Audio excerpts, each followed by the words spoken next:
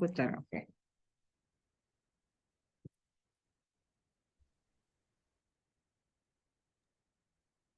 Baik, Assalamualaikum warahmatullahi wabarakatuh.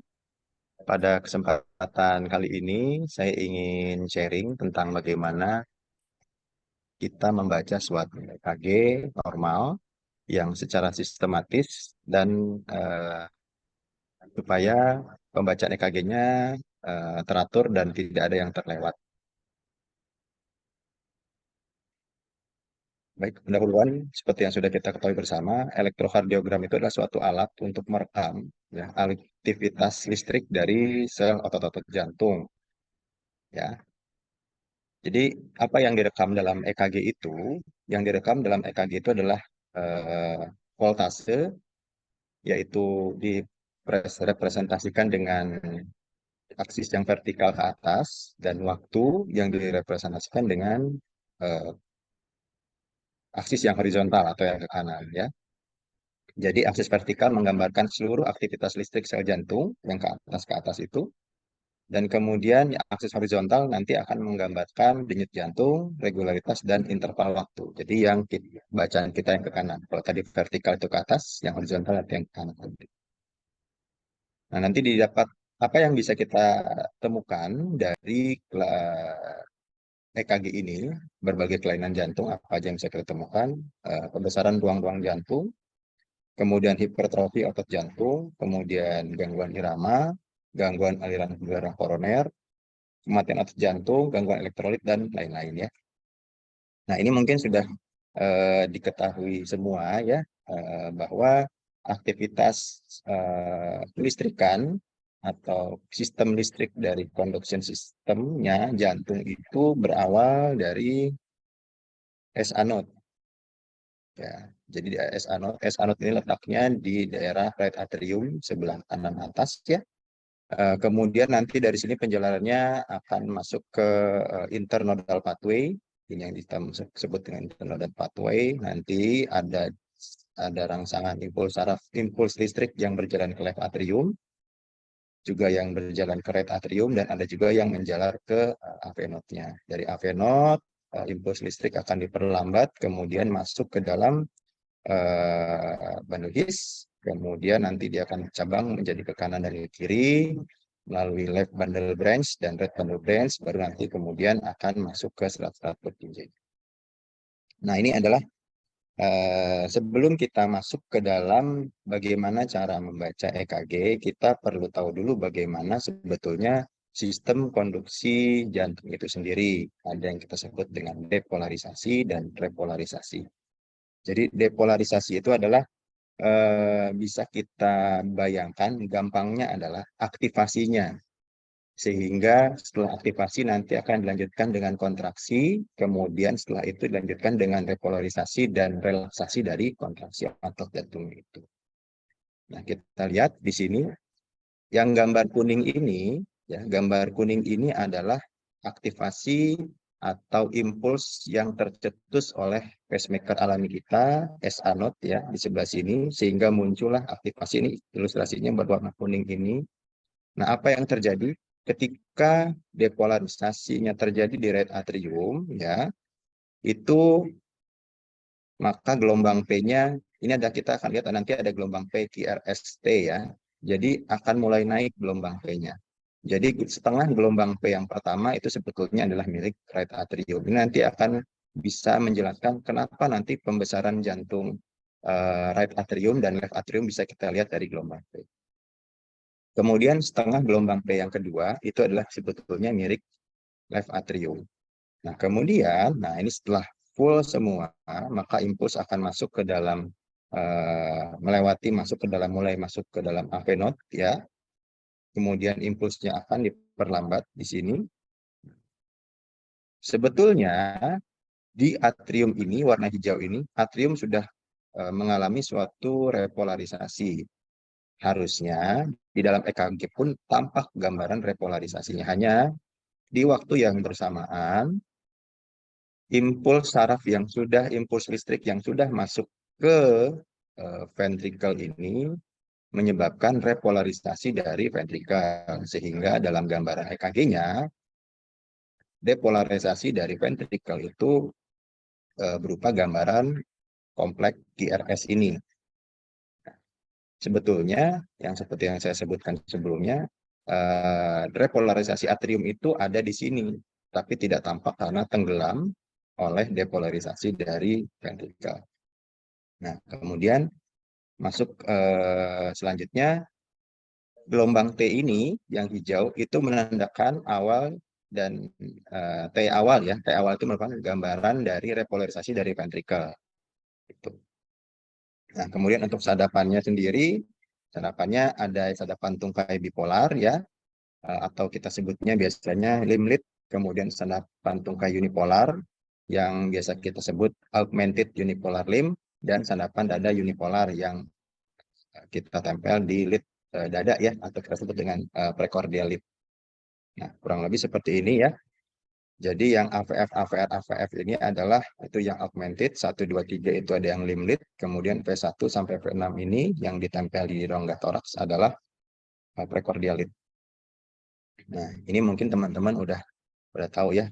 Nah, kadang-kadang yang suka jadi kesalahan baik di klinik ataupun mahasiswa itu peletakan dari lead precordialnya ya. Jadi mayoritas kadang-kadang mereka itu meletakkan V1 dan V2-nya itu betul, lokasi liningnya betul di right sternal margin, tapi interkostalnya terlalu tinggi. Biasanya mereka tuh di ICS 2, padahal seharusnya di ICS 4 ya. Kemudian yang kesalahan selanjutnya yang biasanya adalah letak dari V5 dan V6.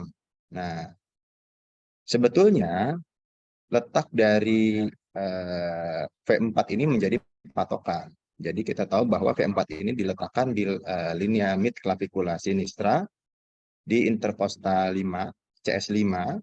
Nah, kemudian V6-nya diletakkan di linea mid axillaris. Jadi banyak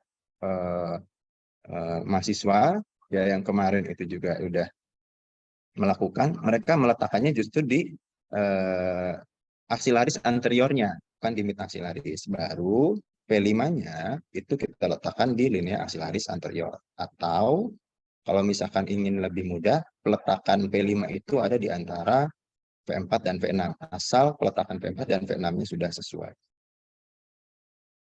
Nah, ini kemudian kita lihat kalibrasi dan kecepatannya ya. Jadi kalibrasi normal, kalibrasi yang kita mau untuk membaca EKG yang standar, untuk menilai nanti adanya voltasenya seperti apa, kemudian adanya pembesaran jantung atau tidak, itu kalibrasinya 1 cm atau 10 mm. Ya, gitu. Kemudian untuk kecepatan ke kanannya, normalnya 25 mm per second. Ya, tapi untuk kasus-kasus tertentu biasanya pasien-pasien yang SVT itu bisa kita pakai kecepatan 50 mm untuk menilai adakah gelombang P-nya atau tidak. Oke, sekarang kita masuk membaca elektrokardiogramnya. Buat para guru-guru saya dan teman-teman sejauh semua, kalau misalnya ada yang ingin ditanyakan, nanti boleh langsung ya. Nah, inilah yang kita masuk dengan pembacaan EKG-nya ya. Jadi yang akan muncul dari aktivasi listrik jantung dalam EKG itu akan berupa suatu gambaran gelombang P, Q, R, S, T, dan U. Ya, di mana masing-masing ini sudah mewakili dari aktivasi, kontraksi, dan relaksasi dari jantung seperti yang sudah disebutkan semua di depan tadi ya. Gitu. Yang dimaksud gelombang P adalah ini. Ya, ini adalah gelombang P yang tadi dari depolarisasi dari atrium ya. Dari ujung sini sampai ujung sini itu adalah gelombang P. Kemudian segmen PR. Segmen PR itu adalah ketika dia sudah masuk tadi ya, sudah masuk ke AV node dan masuk juga ke bundle His, itu adalah segmen PR. Kemudian PR interval adalah mulainya dari aktivasi awal atrium ya sampai dia akhir menuju hampir ke repolarisasi atrium. Jadi PR interval dari P sampai ke sini. Ya, selanjutnya akan ada gelombang QRS ya menggambarkan depolarisasi ventricle. Kemudian ada segmen ST. Segmen ST itu dari akhir S, ya, akhir S ini. Jadi ini gelombang S adalah gelombang yang naik, akhir dari S sampai ke awal T. Itu adalah ST segmen. Kemudian ini adalah gelombang T-nya dan ini adalah gelombang Q. Nah, nanti yang sering kita akan perhatikan adalah yang P, PR segmen, ya, kemudian QRS interval, segmen ST, dan ST intervalnya itu sendiri. Nah, bagaimana cara membaca yang benar? Ya, sebelum kita baca EKG-nya, tentu saja kita harus identifikasi dulu EKG-nya itu layak baca atau tidak. Dari apa? Dari harus ada nama, umur, jenis kelamin, ya. Ras ini kondisional sebetulnya, tapi kalau bisa ada nggak apa-apa.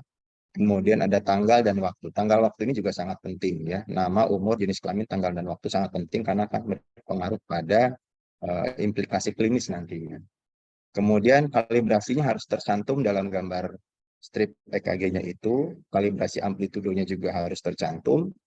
Kemudian penempatan lead-nya betul atau tidak. Karena terkadang penempatan lead, terutama lead yang limb lead, ya, lead ekstremitas suka terbalik. Nah, nanti itu juga harus kita lihat.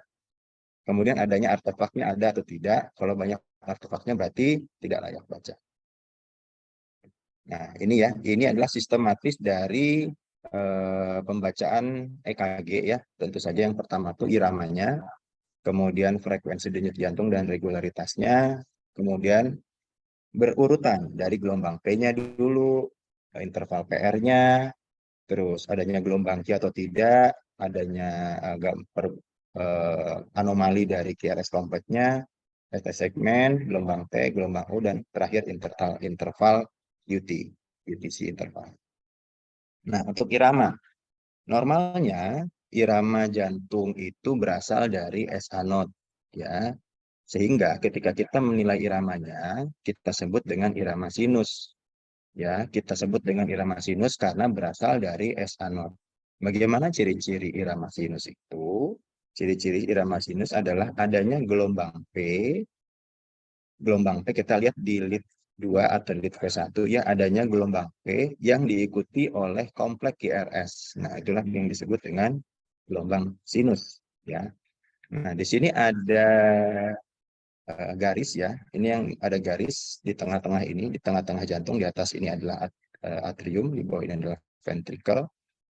Regional atas ini kita sebut istilahnya dengan supraventrikular. Yang di bawah ini kita sebut dengan istilahnya dengan ventrikular.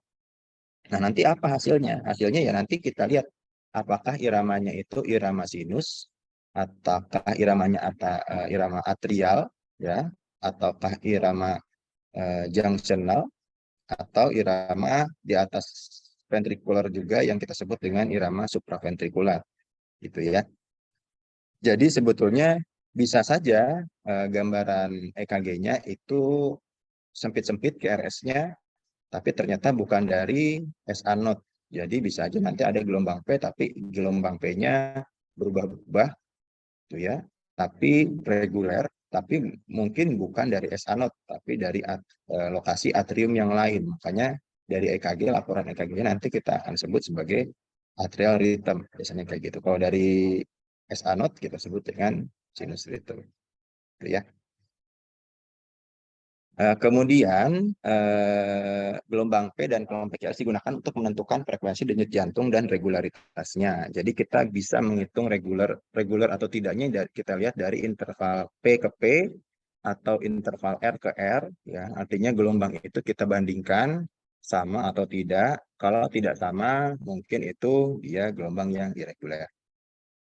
Nah, inilah contoh gambar yang reguler, artinya jarak kompleks QRS ke kompleks QRS, atau ini R ke R-nya sama, kemudian jarak dari P, puncak P ke puncak P juga jaraknya sama. Nah, ini yang kita sebut dengan reguler, ya. Nah, untuk bagaimana untuk menghitung frekuensi denyut jantungnya, ada dua cara, ya. Jadi cara cepatnya adalah 300 dibagi kotak besar. Kotak besar itu yang mana? Ya ini. Kotak besar itu yang ini, ya.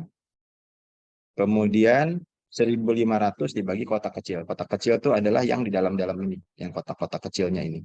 Gitu. Nah, ini digunakan pada kasus-kasus denyut jantung yang reguler ya. Denyut jantung reguler bisa kita gunakan metode seperti ini. Tapi misalnya pasiennya atrial fibrilasi. Nah, kita tidak bisa menggunakan metode yang tadi, yang 300 bagi kotak besar atau 1.500 bagi kotak kecil. Tapi yang kita gunakan adalah interval waktunya. Jadi kita harus menghitung strip selama 6 detik atau strip selama 12 detik. Ini adalah contoh strip selama 6 detik. Atau kalau kita hitung boxnya, 6 detik itu sama dengan 30 box besar, 30 kotak besar. Nah, ini selama 6 detik ya, jadinya 30 kotak besar, ini sama seperti 6 detik. Nah, lalu apa yang kita hitung? Kita hitung jumlah QRS kompleksnya. Misalkan ini adalah contoh atrial fibrilasi. Nah, kita hitung atrial fibrilasi QRS kompleksnya ada berapa? Ini 1, 2, 3. Nah, di sini ada 8. Nah, hasil 8 ini kita kalikan dengan 10. Nah, artinya pasien ini mempunyai heart rate 80 kali per menit ya pada pasien atrial fibrilasi. Oke, sekarang kita masuk ke gelombang P. Gelombang P itu biasanya bentuknya akan bagus ya, akan mulus tanda kutip, jadi berbentuk setengah lingkaran atau parabol gitu, dan monofasik, jadi seluruhnya negatif atau positif ya, kecuali di V1 dan kadang V2, dia bisa inversi juga terkadang. Jadi nggak bisa gelombang P itu beda-beda bentuknya gitu ya, nggak boleh yang satu ke atas, yang satu ke bawah, harus sama semua kecuali di P1 dan juga di AVR juga dia inversi. Kemudian untuk konfigurasinya ya biasanya positif di 1, 2 AVL, AVF V4 sampai V6, negatif di AVR ya. Bisa positif atau negatif di L3. Dengan durasinya, durasi artinya itu yang ke kanannya, jumlah ke kanannya itu adalah 0,12 detik.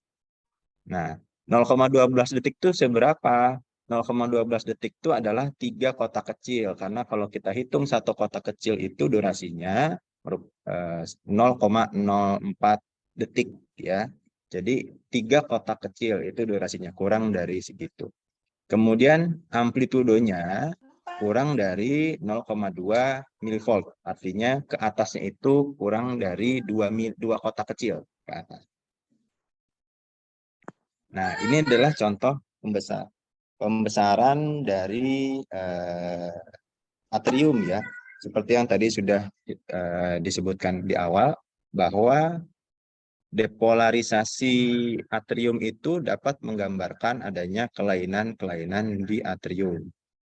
Jadi kalau terjadi pembesaran misalnya di atrium kanan, ya, gelombang P yang setengah gelombang P yang sebelah kiri itu adalah punya atrium kanan, dan setengah gelombang P yang sebelah kanan ini itu adalah punya atrium kiri.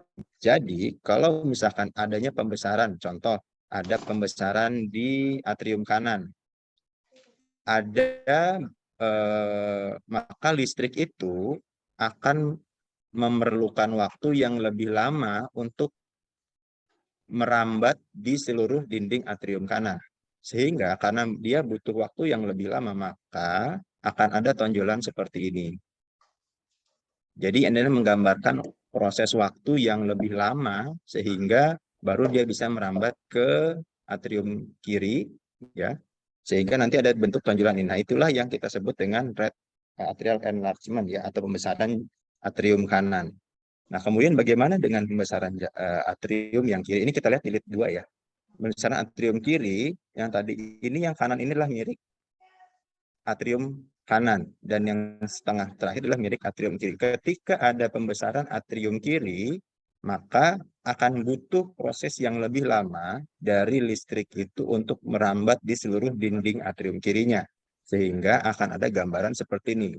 Gambaran memanjang dari perambatannya, sehingga muncullah bentuk seperti ini. Nah, bagaimana kalau dua-duanya membesar? Dua-duanya membesar sehingga akan terlihat seperti ini.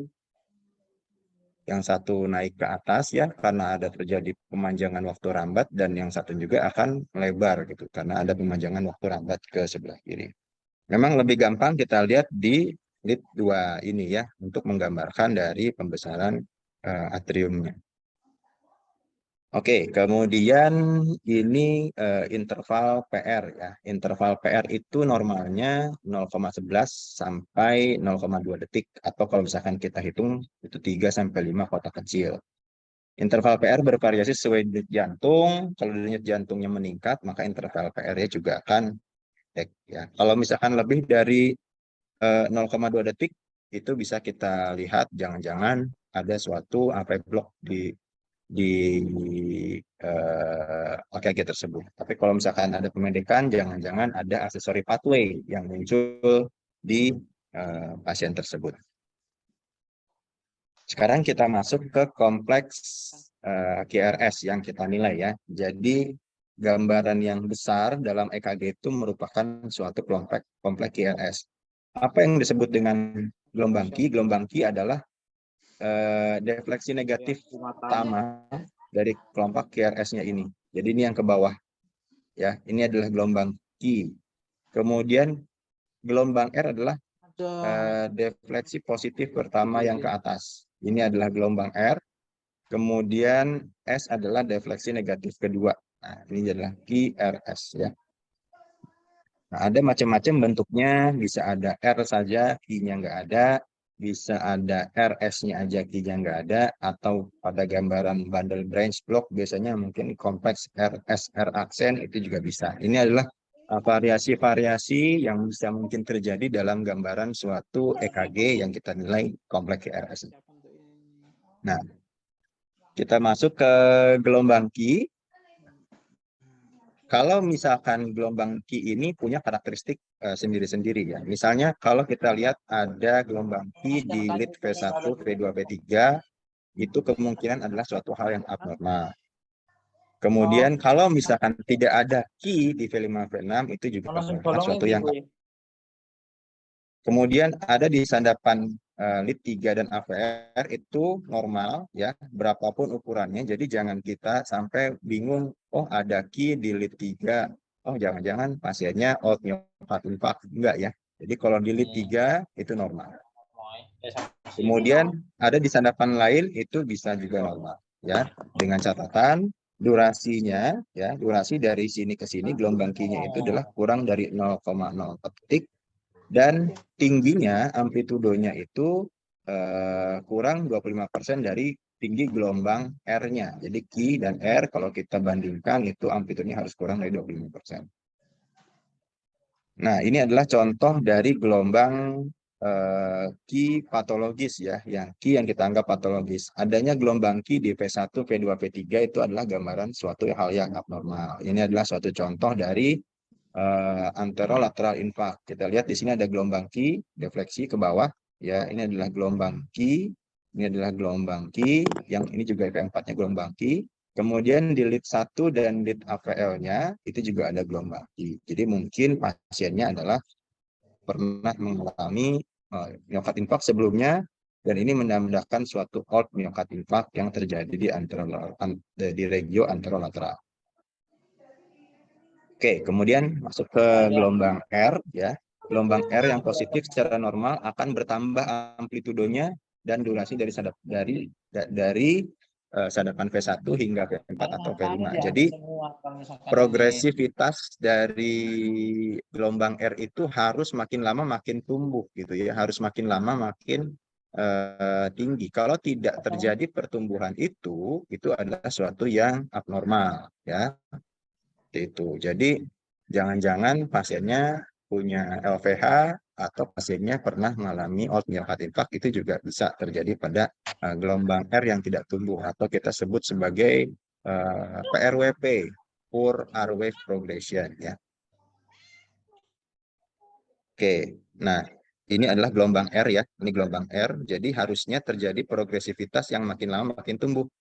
Gelombang R yang di sini tingginya, kemudian di sini, kemudian di V4-nya segini, sini, dan sini. Jadi makin lama dia makin bertumbuh. Kalau tidak terjadi pertumbuhan, biasanya di V2 dan V3 tetap gelombang R-nya pendek-pendek, mirip seperti di V1, tidak lebih dari 3 kotak. Nah, itu berarti kemungkinan ada poor R wave progression tadi. Kemudian gelombang S ya, gelombang S besar dalam di sadapan P1 dan berubah mengecil hingga P6. Jadi kebalikan seperti gelombang R tadi. Kalau gelombang S itu awalnya dalam dulu ke bawah dulu, tapi makin lama makin habis, makin lama makin hilang. Seperti itu. Kebalikan dari gelombang R. Normalnya seperti itu. Ya. Rasio amplitudo gelombang R per S ya di fluid P1 dan P2 itu harusnya kurang dari 1. Ya, kalau lebih dari 1 kita harus curiga adanya pembesaran ventrikel kanan. Nah, kemudian amplitudo dari air wave ya di V5 V6 yang ditambah dengan di gelombang S di V1 dan atau V2 itu normalnya harus kurang dari 35. Kalau misalkan lebih dari 35, itu kita curiga ada suatu left ventricular hipertrofi, di mana transitional zone-nya dari suatu EKG normal itu berada di lead precordial V3 atau V4 ya. Jadi seperti ini. Ini kita lihat transitional zone-nya ada di Habis, V3 makanya dia dan berusaha normalnya keluar. itu di V3 dan V4.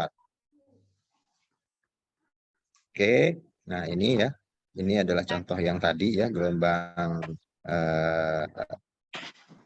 progresivitas dari S-nya makin lama makin hilang, tapi progresivitas dari R-nya makin lama makin tumbuh. Ini adalah morfologi KRS tadi ya. Jadi transitional zone itu ada di antara V3, 4, V4. Oke, ini adalah contoh dari right ventricular hypertrophy. Ya, kita lihat R di gelombang R di V1 dan gelombang S di V1 itu lebih dari 1. Jadi lebih besar. Jadi ini R-nya tinggi, S-nya kecil sekali. Dan ketika dibagi hasilnya lebih dari 1. Nah, ini kita harus curiga adanya right ventricular hypertrophy. Seperti itu. Ini adalah salah satu contoh ya. Sebetulnya banyak juga yang bisa kita nilai untuk menilai right ventricular hypertrophy ya. Seperti misalnya pada pasien yang RBBB misalnya. Kemudian pada pasien yang kita lihat misalnya ada P pulmonal ya, P-nya yang tinggi tadi itu bisa juga kita makin meyakinkan kita bahwa ada right ventricular hypertrophy. Kemudian kita masuk ke durasi kompleks QRS ya. Kompleks QRS itu harusnya normalnya itu sempit-sempit ya, dengan durasinya itu 0,07 sampai 0,11 detik ya. Jadi kurang dari 12 detik. Nah, jadi harusnya sempit-sempit. Tapi kalau misalnya itu lebih, itu berarti ada blok di situ. Ada branch block ya, di ventrikelnya ada branch block. Kemungkinan ada branch block di ventrikelnya. Nah, kemudian untuk amplitude kompleks QRS ini, ya kita harus lihat juga kita nilai, misalnya pada pasien-pasien yang edema tungkai. Nah, pada pasien-pasien yang edema tungkai, kadang terjadi namanya low voltage.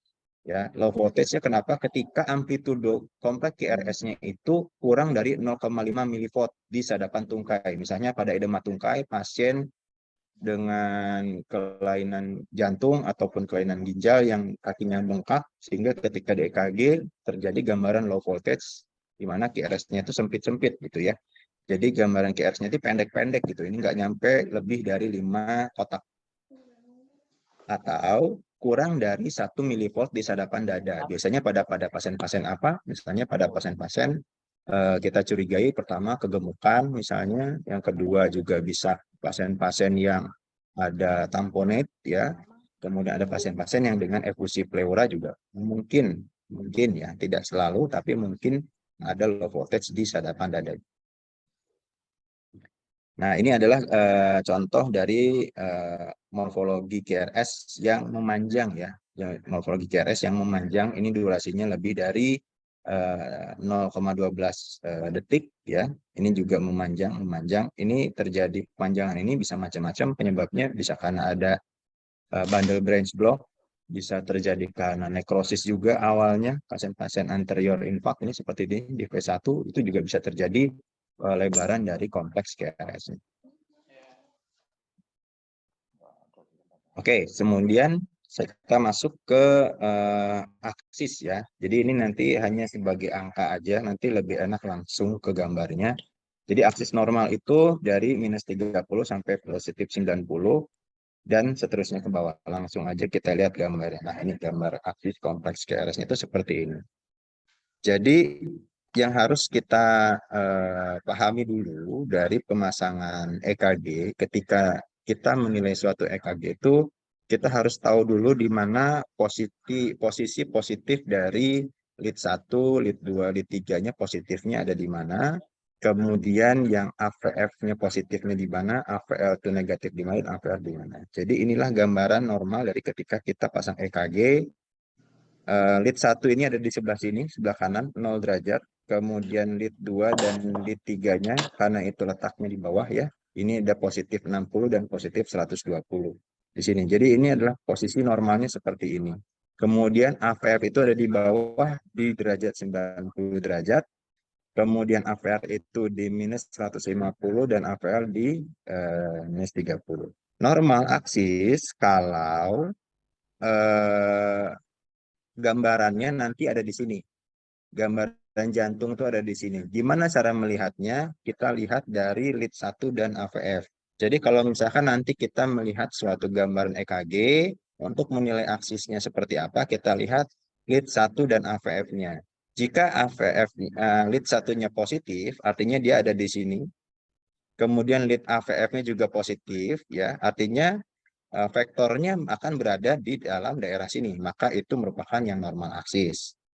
Kalau misalnya lead 1-nya positif, kemudian AVL-nya negatif, ya, maka kemungkinan vektornya akan berada di daerah sini. Makanya itu disebut dengan left axis deviation.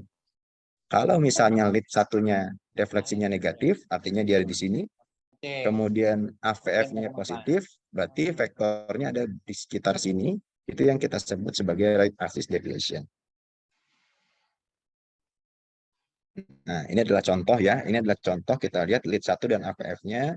Pada pasien ini aksisnya normal. Aksisnya normal aksis karena apa? Karena kita lihat lead 1-nya positif dan lead AVF-nya juga positif. Nah, ini kita lihat di sini ya, ini memang contoh dari RVH ya, right ventricular hypertrophy yang tadi. Nah, kita lihat di sini lead 1-nya itu defleksinya negatif, di AVF-nya defleksinya positif. Seperti yang tadi di sini, kalau misalkan lead 1-nya itu negatif, AVF-nya positif, maka dia right axis deviation. Ya, seperti ini. Jadi ini RAD, aksisnya ke kanan.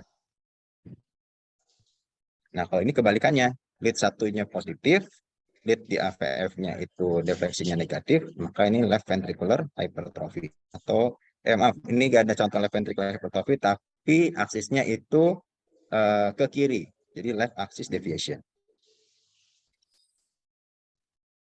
Oke, sekarang masuk ke morfologi segmen ST ya. Jadi posisi normalnya sama dengan interval PR atau kita nilai sama seperti garis isoelektrik. Jadi harusnya dia segmen ST dengan segmen PR itu sama, satu garis seperti itu.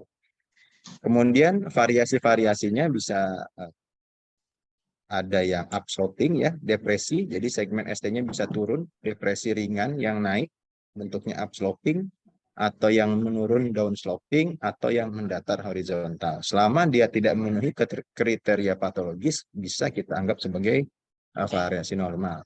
Atau juga ada yang berbentuk ST-nya elevasi, ya, ST elevasi biasanya di usia muda, pasien-pasien atau pasien-pasien di usia muda tampak seperti seolah-olah ST elevasi gitu. Tapi sebetulnya itu adalah gambaran variasi normal dari early repolarization. ST segmen juga dapat berubah bila terjadi pemanjangan kompleks KRS ya. Misalkan contoh pada tadi, misalnya pasiennya RBBB misalnya, RBBB. Jadi ketika pasiennya kompleks KRS panjang di V1 itu akan seperti seolah-olah ada ST depresi di setelah gelombang KRS yang menggambarkan RBBB. Nah, ini adalah contoh dari segmen ST yang downsloping seperti ini, upsloping seperti ini, yang horizontal ini seperti ini. Oke, kemudian gelombang T ya. Jadi ini positif di semua sadapan ya, kecuali negatif di AVR ya, karena gelombang di AVR itu pasti akan negatif, gelombang P-nya negatif, QRS kompleksnya akan defleksi negatif juga, kemudian gelombang T-nya pun akan negatif. Nah, dia bifasik bisa tampak bifasik di sadapan P1 ya. Kapan kita anggap normal jika kurang dari 0,5 volt di sandapan tungkai ya, di lid ekstremitas, atau kurang dari 1,5 milivolt di sandapan dada. Nah, kemudian gelombang U. Gelombang U ini kadang ada, kadang tidak ya. Gelombang U merupakan gelombang kecil setelah gelombang P. Biasanya bisa kita lihat di lid V1 atau V2. Gelombang U ini dia akan makin jelas ketika misalnya pasiennya mengalami hipokalemi, maka gelombang U-nya akan tampak lebih jelas dengan perubahan gelombang ST sebelumnya. Oke, mungkin itu yang bisa saya sampaikan pada para guru, senior, dan teman-teman sejauh semua. Saya ucapkan terima kasih.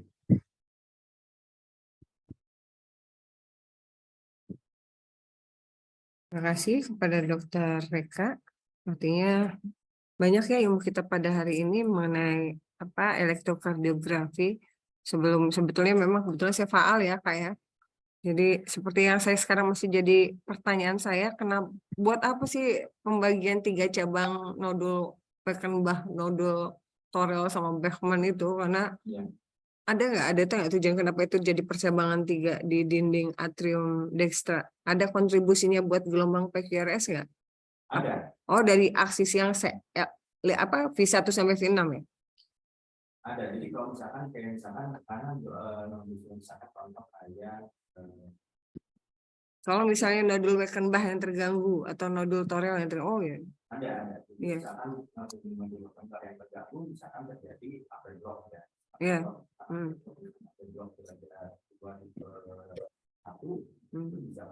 Oh, itu jadi berkontribusi pada bagian sisi mana dari jantung yang dikontribusi dari Torel, Beckenbach sama Bachmann itu? Atau secara umum, karena itu kan dari SA node ke AV node itu kan kalau misalnya ada blok, kan SA node kan 70 sampai 80. Begitu sampai di AV dia jadi 40 sampai 60. Ya. Bloknya itu seperti apa kalau ada partial blok sama?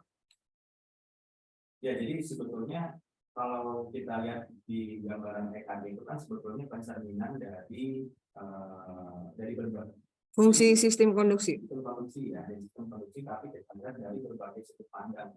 Jadi kalau sebetulnya sistem konduksi satu hanya dilihat dari berbagai sudut pandang. Misalnya di satu hanya akan itu terutama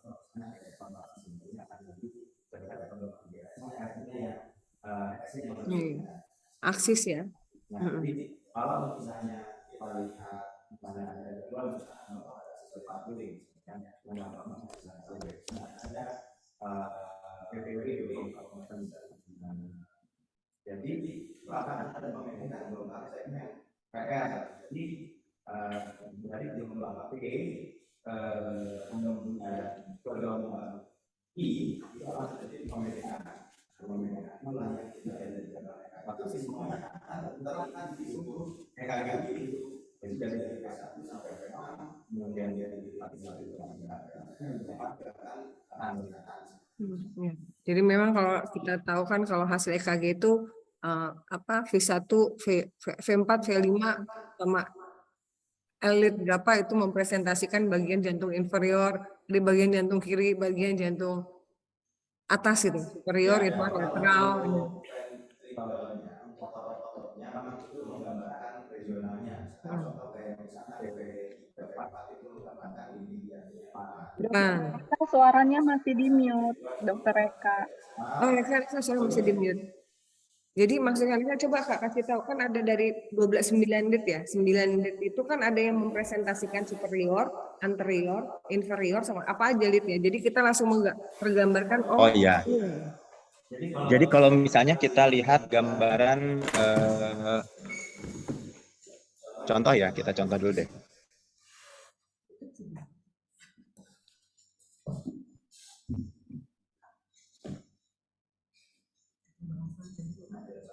Nah, kita contoh anggaplah yang seperti ini. Jadi kapan misalkan, jadi kan jantung itu kan dia bentuknya di depan di dalam rongga dada, kemudian lead V1 sampai V6 ini kan dia letaknya di prekordial, seolah-olah diharapkan bisa mengelilingi dari jantung dari depan sampai ke lateral samping kiri gitu ya. Jadi makanya dari V1, V2, kemudian V3, V4, V5, V6 itu terletak di lead prekordial. Nah, kita lihat V3, V4, V1, V2, dan V5, V6 itu menggambarkan daerah mana aja. Nah, V3, V4 ya, itu menggambarkan daerah V1 dan V2 itu akan menggambarkan daerah septum. Ya. Kemudian V5 dan V6 itu menggambarkan daerah lateral. Kemudian 1 dan AVL-nya ini menggambarkan daerah yang high lateral. Ya. Kemudian jantung itu kan juga ada bagian bawahnya ya, ada bagian bawahnya yang bisa kita lihat tadi dari sini. Jadi 2, 3, dan AVF itu akan menggambarkan dari lokasi inferior dari jantung ya. 2, 3, dan AVF ini. Gitu. Kalau misalkan 1 dan AVL ini akan menggambarkan di bagian lateral.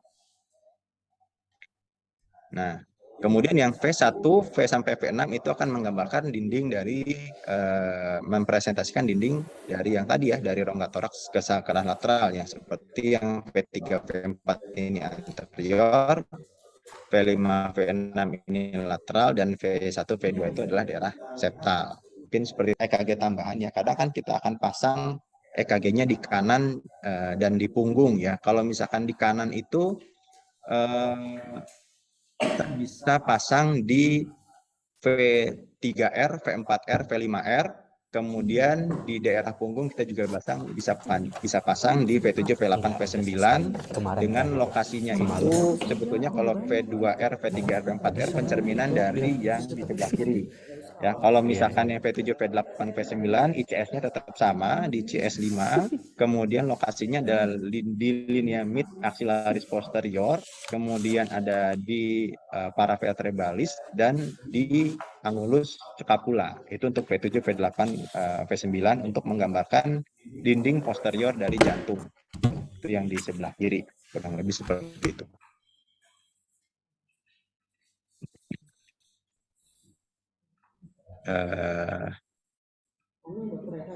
Ya, boleh dong. Dibilang ST elevasi itu juga bisa normal. Nah, sekarang membedain ST elevasi dia tidak normal pada AMI atau pada yang ekonomi atau yang itu apa ya? Misalkan ada gangguan jantung iskemik lah, itu kan biasanya ada ST elevasi. Nah, tadi disebut ST elevasi bisa normal. Jadi membedakannya gimana sama yang normal? ST elevasi normal dengan ST elevasi yang sebetulnya dia ada gangguan dari AMI maupun penyakit jantung iskemik. Oke, terima kasih Dokter Tias. Jadi memang betul terkadang kita ragu apakah adanya gambaran ST elevasi itu ST elevasinya ini adalah gangguan akut miokard infark atau gambaran miokarditis atau sebetulnya gambaran variasi normal saja. Jadi bisa kita lihat dari pola ST elevasinya. Biasanya kalau misalkan pasien-pasiennya terjadi akut miokard infark, gambaran ST elevasinya itu dia akan bentuknya konveks, dia akan bentuknya membulat. Ya, kalau misalkan ini kita lihat, ini adalah contoh yang di V6 ini ya. Ini adalah contoh salah satu kemiripan dari ST elevasi yang kita anggap normal. Jadi ini ada kenaikan ST elevasi 1 mili, ya, kenaikan 1 mili. Nah, tapi ini kita anggap suatu variasi normal. Kapan terjadi variasi normal seperti ini? Ketika bentuknya itu bentuknya lebih cekung, kemudian ada J point di sini, ya. Kemudian ada peningkatan ST elevasi, kemudian usia muda biasanya. Jadi pada pasien-pasien yang kita sebut dengan benign early repolarization, pada laki-laki biasanya usia muda, itu bisa muncul seperti ini. Jadi misalkan ada anak-anak remaja yang tes misalnya masuk ke kedinasan gitu ya, Itu kita lihat EKG-nya kok ada ST elevasi. Nah, kita lihat bentuk ST elevasinya seperti apa. Apakah dia itu konveks atau dia itu konkav. Nah, kalau misalkan konveks kemudian ada J point di sini. Jadi setelah gelombang QRS, dia naik sedikit, ada tonjolan sedikit ke atas, itu disebut dengan J point. Kalau ada J point-nya dilanjutkan dengan gambaran seperti ST elevasi, itu merupakan, dan usianya masih muda, itu ada merupakan suatu variasi normal yang kita sebut biasanya sebagai benign early repolarization gitu, Matias. Oh, contohnya ya. Oh ya, nanti coba sambil di ini dulu ya.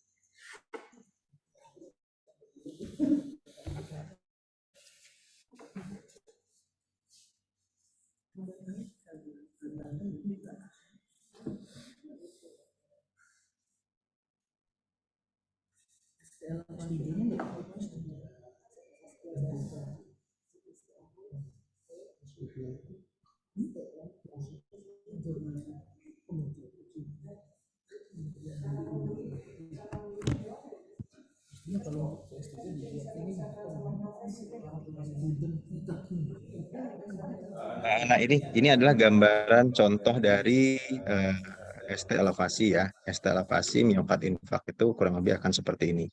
Jadi gambarannya akan kita lihat gambaran dia lebih cembung. Dari gambaran ST elevasinya dia akan lebih cembung seperti ini. Kemudian mulai ada progresivitas perubahan gambaran EKG-nya. Karena kalau pasien-pasien dengan akut miokard infark itu dia akan morfologinya akan berubah bukan hanya segmen ST-nya saja, tapi dari gelombang QRS-nya. Jadi biasanya dia akan muncul tanda-tanda pertumbuhan gelombang Q patologis. Tuh. Kemudian ada di beberapa tempat yang mungkin segmen ST-nya sudah mulai turun, tapi sudah ada gambaran mulai flattening atau T-inversi. Atau di daerah lain, misalnya di daerah pencerminan dari lead anteriornya ini, misalkan lead inferiornya, itu akan gambaran seperti gambaran ST depresi, yang merupakan pencerminan sebetulnya dari akut miokard infark di anterior. Nah, inilah yang bisa kita bedakan. Nah, contoh untuk yang benign ya, kita lihat yang early repolarization itu gimana.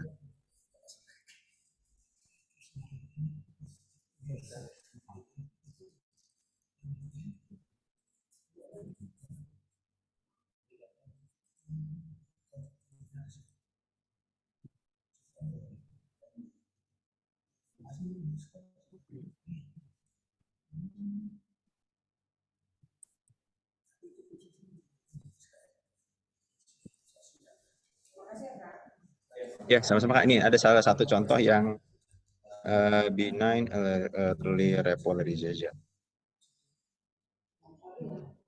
Nah,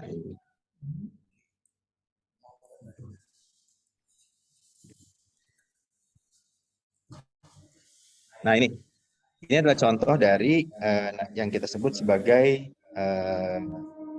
early repolarization ya. Jadi benign early repolarization. Biasanya kondisi-kondisi seperti ini suka kita jadi agak khawatir ya. Oh, jangan-jangan nih ada ST elevasi, tapi kok dari klinisnya nggak cocok. Misalkan pasiennya usia muda, kemudian ada nyeri dada tapi tidak khas gitu ya. Tapi kita temukan gambaran seperti ini. Nah, kalau seperti ini, ya kita bisa lihat, misalkan klinisnya nggak cocok gitu ya. Misalkan pasien wanita usia muda tapi kok nyeri dada, gambarannya seperti ini. Nah, ini kita sebut sebagai benign early repolarization. Jadi bukan akut miokard infark, tapi mungkin nyeri dadanya dari yang lain ya. Memang tentu saja kita tidak bisa serta-merta menentukan, oh ini bukan. Gitu. Kalau misalkan kita curiga, tetap kita periksa enzim jantungnya. Tapi gambaran benign early repolarization adalah kurang lebih seperti ini. Yang nonjol sedikit ini, itu adalah G point-nya. Ya, uji point yang diikuti dengan gambaran ST elevasi. Di sini bahkan ST elevasinya kita lihat sampai 2 kotak ya, 0,2 millivolt gitu, seperti itu. Nah, itu yang kita sebut benign early repolarization. Jadi berbeda dengan yang ST elevasi karena suatu proses akut myocardial infarct.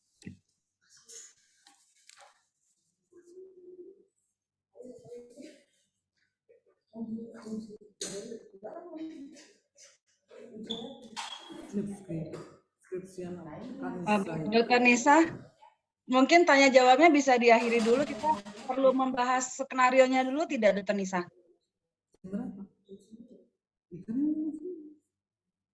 Tes, Dokter Nisa. Dokter Eka, coba tolong tanya ke Dokter Nisa, kita perlu bahas skenario-nya nggak?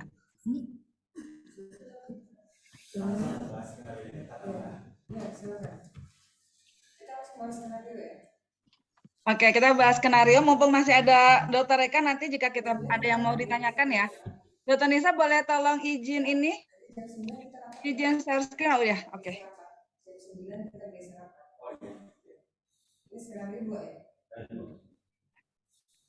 Oke, mohon izin, apakah Bu sudah terlihat skenario-nya?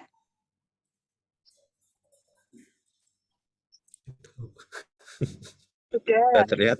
Oke. Sudah Jadi terlihat, kita Mbak Hana. Bapak Ibu rekan-rekan sekalian, kita ada 2 skenario. Pada blok kardio ini akan dilaksanakan tutorialnya minggu kedua dan minggu keempat. Baik, untuk skenario pertama dengan judul sesak yang melelahkan, dengan tujuan pembelajaran yang pertama, mahasiswa mampu untuk membuat diagnosis hipertensi berdasarkan anamnesis, pemeriksaan fisik, pemeriksaan penunjang dengan pedoman JNC 8 dan ESH. Kemudian yang kedua, mahasiswa mampu untuk menjelaskan patofisiologi hipertensi. Kemudian yang ketiga, mahasiswa mampu menjelaskan jenis-jenis hipertensi menurut etiologi. Yang keempat, mahasiswa mampu menjelaskan komplikasinya. Kemudian mahasiswa mampu untuk menjelaskan patofisiologi terjadinya komplikasi gagal jantung pada hipertensi. Kemudian EO yang keenam, mahasiswa mampu untuk menentukan tata laksana secara komprehensif pada skenario. Kemudian yang ketujuh, mahasiswa mampu menginterpretasikan hasil pemeriksaan EKG normal. Yang kedelapan, mahasiswa mampu untuk menjelaskan farmakologi dari obat antihipertensi dan obat gagal jantung. Kemudian yang kesembilan, mahasiswa mampu untuk menjelaskan alur logaritme penata laksanaan rujuk balik pada pasien hipertensi. Jadi cukup banyak EO-nya, ada 9. Dengan skenario saya bacakan, seorang pasien laki-laki berusia 50 tahun datang ke klinik Unila dengan keluhan sesak nafas dan cepat lelah. Sesak nafas dan cepat lelah dirasakan terutama jika beraktivitas berat, berjalan jauh, dan menaiki tangga. Jika sudah sesak nafas, pasien harus beristirahat sejenak hingga bisa beraktivitas kembali. Pasien memiliki riwayat terbangun karena sesak nafas pada saat tidur dan lebih nyaman tidur dengan bantal yang agak tinggi. Pasien sudah lama memiliki riwayat darah tinggi namun tidak rutin berobat karena pasien takut mendengar cerita teman-temannya bahwa obat darah tinggi dapat membuat asam urat kambuh. Pasien juga sampai saat ini belum bisa menghentikan kebiasaan merokok dan membatasi asupan makan asin. Dari riwayat keluarga, diketahui ayah pasien juga memiliki riwayat darah tinggi, serangan jantung, dan saat ini sudah wafat karena gagal jantung. Karena keluhannya ini, pasien khawatir akan memiliki penyakit yang sama dengan ayahnya. Saat dilakukan pemeriksaan, didapatkan tekanan darah 170/100 dan denyut jantung 90 kali per menit dengan laju nafas 22 kali per menit. Pada pemeriksaan ditemukan tekanan vena leher 5+3 cm dengan hepatojugular refleksnya positif. Kemudian ronki di basal paru bilateral kardiomegali ditemukan bunyi S3 dan S4 galop dan pitting edem minimal pada tungkai bawah bilateral. Kemudian dilakukan EKG dan didapatkan gambaran seperti ini. Dokter kemudian memberikan obat penurun tekanan darah dan obat yang menyebabkan berkemih lebih banyak. Setelah diberikan obat, pasien kemudian diberikan edukasi dan dirujuk ke RSPTN FK Unila untuk tata laksana lebih lanjut. Gambaran EKG-nya seperti ini dengan not, di mana not ini hanya untuk dosen. Pada gambaran EKG terdapat LVH dengan LV stent. Seperti itu, bagaimana Bapak Ibu, apakah ada yang ingin dibahas dengan Dr. Reka?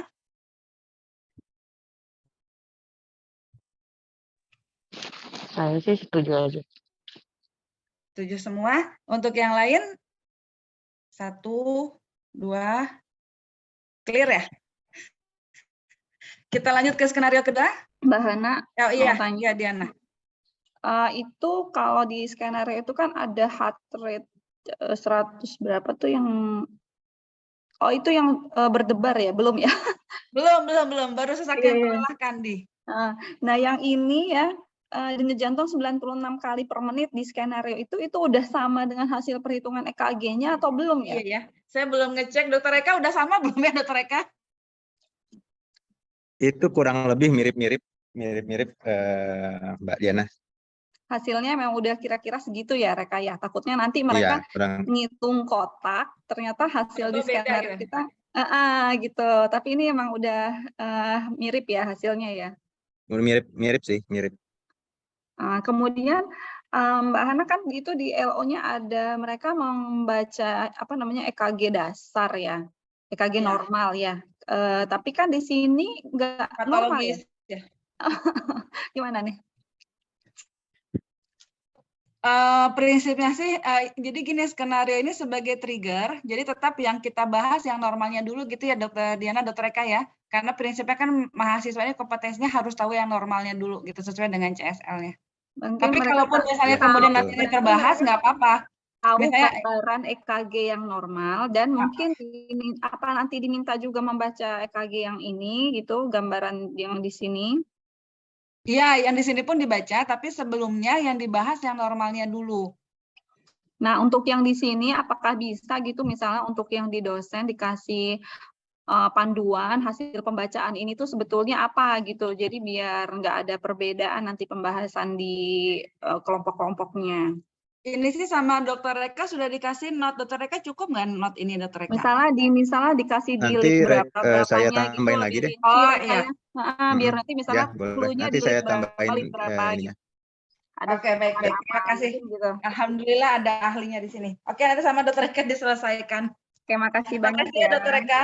Ya. Terima kasih, Dr. Diana. Ya, terima kasih Dr. Diana. Oke, kita masuk ke skenario kedua dulu. Saya besarkan sebentar. Oke. Dengan kasus yang berjudul berdebar tak terkontrol, dengan tujuannya satu, mahasiswa mampu untuk menganalisis etiologi sampai tata laksana awal penyakit kelainan irama jantung. Kemudian yang kedua, mahasiswa mampu menjelaskan faktor resiko terkait dengan penyakit kelainan irama jantung, serta mampu menginterpretasi dari hasil pemeriksaan EKG pada skenario.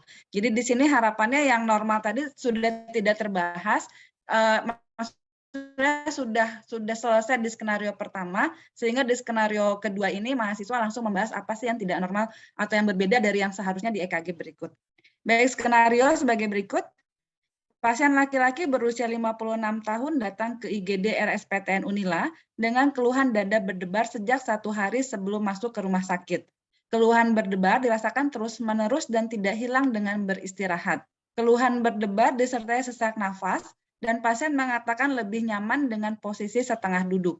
Pasien memiliki riwayat penyakit gagal jantung kongesti, namun tidak rutin kontrol dan minum obat. Pada pemeriksaan fisik didapatkan tekanan darah 110/70, denyut jantungnya 137 kali per menit, denyut nadi 115 kali per menit, pulsus defisit positif, dan tekanan vena jugularnya 5+3. Kemudian juga ada refleks hepatojugular positif, ronki positif basal paru bilateral, pitting edema minimal pada tungkai bawah bilateral, dengan gambaran EKG sebagai berikut. Pasien kemudian diberikan oksigen 3 liter melalui kanulasi hidung. Pasien kemudian diberikan obat anti-aritmia dan diuretik.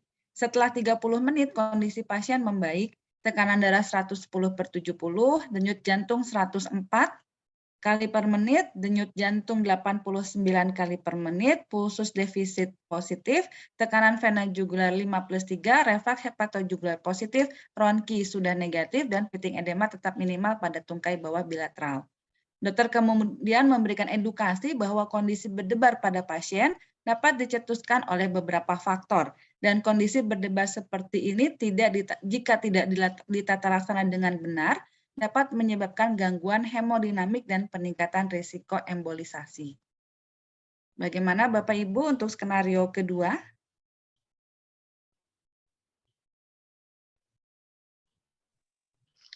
Sepakat aja, sepakat. Setuju. Tentunya sepakat. Bagaimana teman-teman yang lain?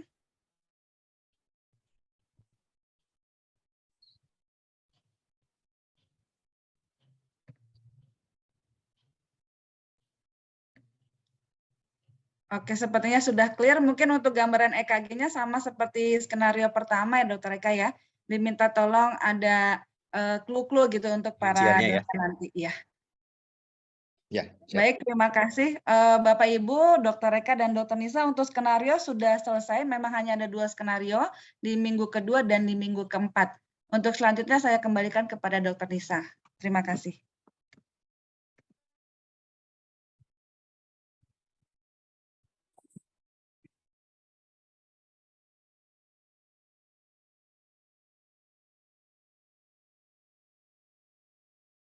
Dokter Nisa, recordingnya sudah banyak yang mulai meminta, nanti boleh tolong di-share ya Dokter Nisa ya.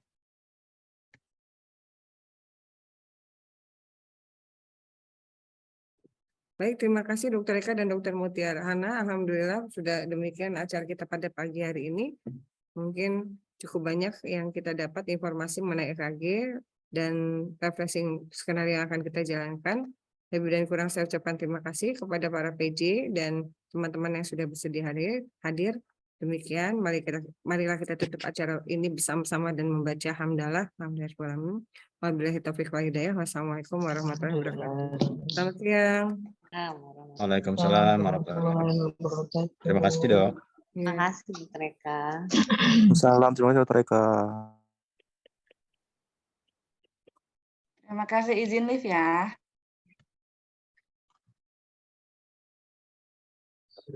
Iya.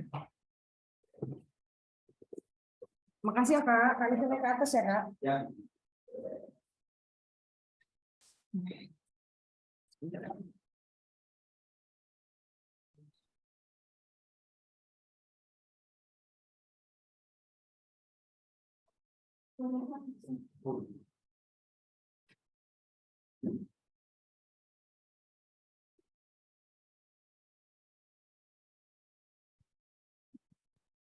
Turun. Izin live ya.